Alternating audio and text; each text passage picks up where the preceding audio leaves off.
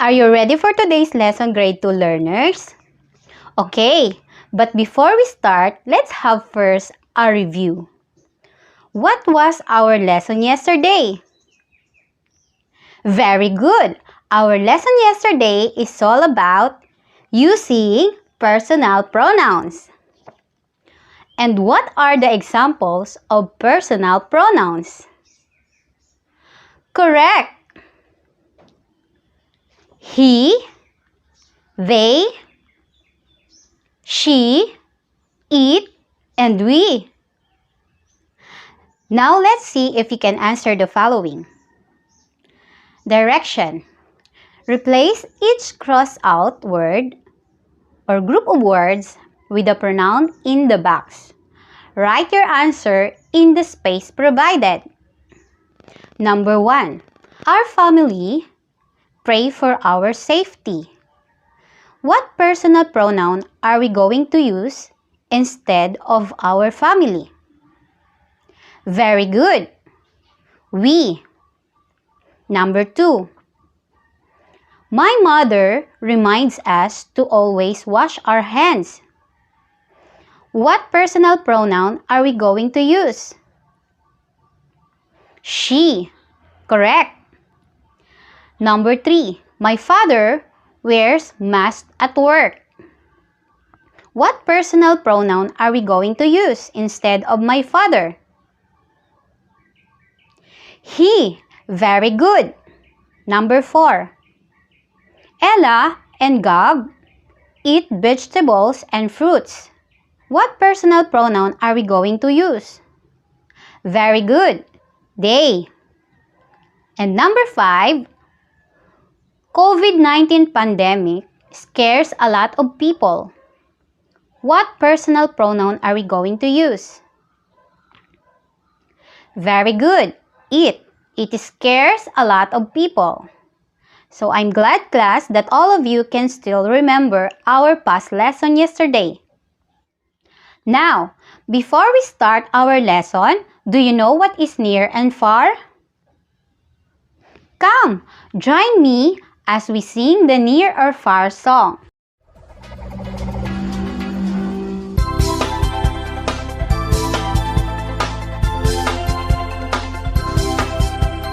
What is near?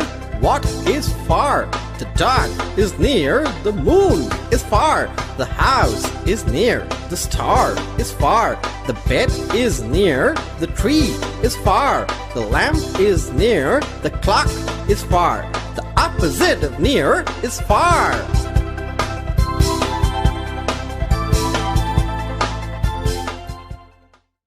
This time, we are going to read a short monologue. Having the demonstrative pronouns like this, that, these, and those.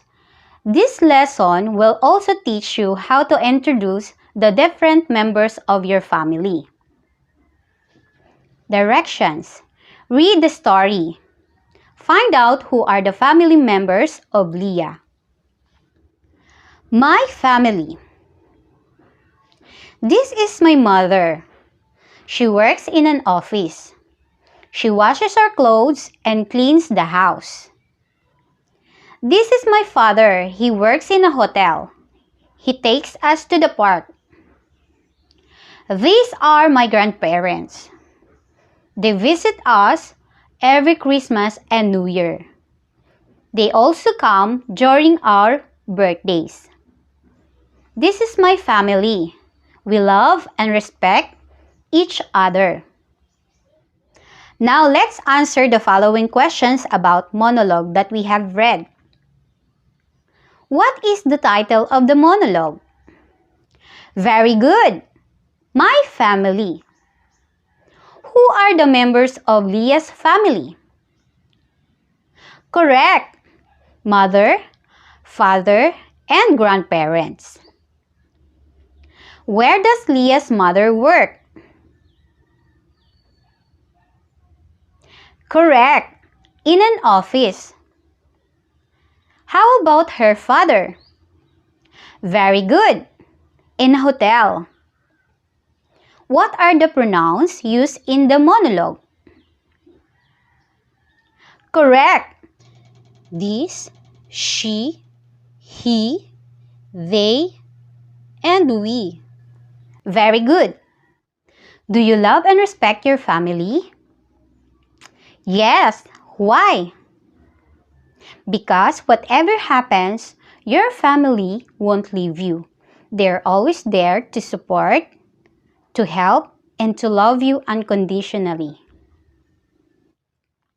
Now, in this lesson, we will be focusing on the use of demonstrative pronouns like this, that, these, and those. You will learn how to identify and use demonstrative pronouns in a sentence by using pictures and reading monologues. This is used when the speaker is near one person, object, or thing. Example: this is a book. That is used when pointing to one person, object, or thing far from the speaker. Example: that is a bird. These are used when the speaker is holding or near two or more persons, objects, or places. Example: these are the books. Those are used when the speaker is pointing to two or more persons, objects, or places far from us. Example: those are the birds.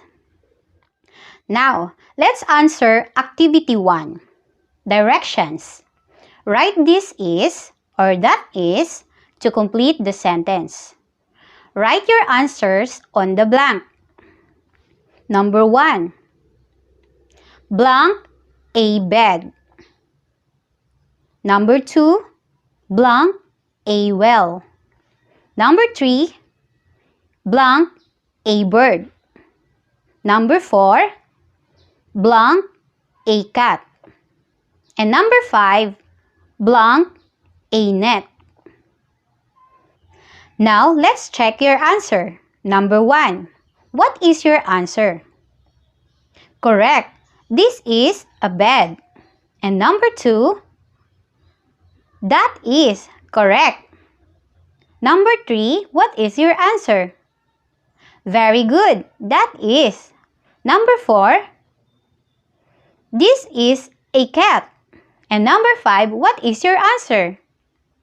This is a net. Very good. Now, let's answer Activity 2. Directions. Write these or those to complete the sentence. Write your answer in the box. Number 1. Blank are my barbecue sticks. Number 2. Blank are my brothers. Number 3. Blank are my favorite toys. Number 4. Blank are noodles. Number 5. Blank are my brother's toys. Now, let's check your answers. Number 1. What is your answer? Very good. This. Number 2. Those. Correct. And number 3. What is your answer? Those. Very good. Number 4. These. And number 5. These. Very good. Now let's proceed to another activity. Activity number 1. Direction. Write this or that to complete the sentences. Number 1. Blank is big for me. Number 2. Look! Blank is a falling star. Number 3. Is blank delicious? Number 4. Blank is a heavy book bag. And number 5. Blank will jump into the water. Now, let's check your answers. Number 1. What is your answer? These. Very good. Number 2, very good, that. Number 3, correct, this. Number 4, this, very good. And number 5, very good, that. Now, let's answer activity 2. Directions. Fill in the blanks with the correct pronoun. Choose from the list in the box. This, that, these, and those. Short arrow indicates near. Long arrow indicates far. Number 1. Blank is a school bag. Number 2. Blank are grapes. Number 3. Blank is a car. Number 4. Blank are pencils. Number 5. Blank is a dog. Now, let's check your answers. Number 1. What is your answer? Correct, this. Number 2. What is your answer? Very good, those. Number 3. That, very good. Number 4. These.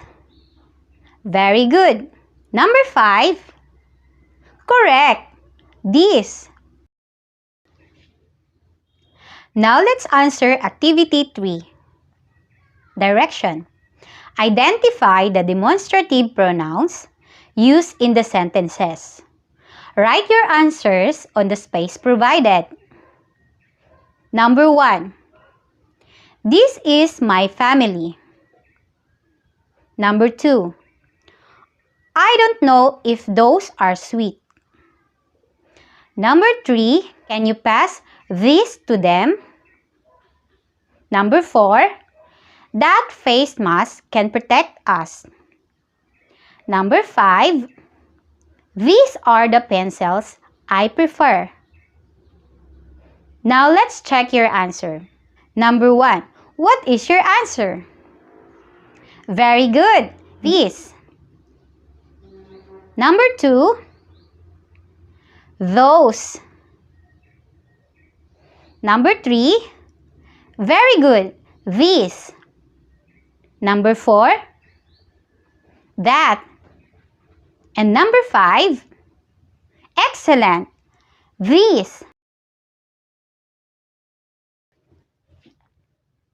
Demonstrative pronouns like this, that, these, and those are used in specific purpose. This is used when the speaker is near one person, object, or thing.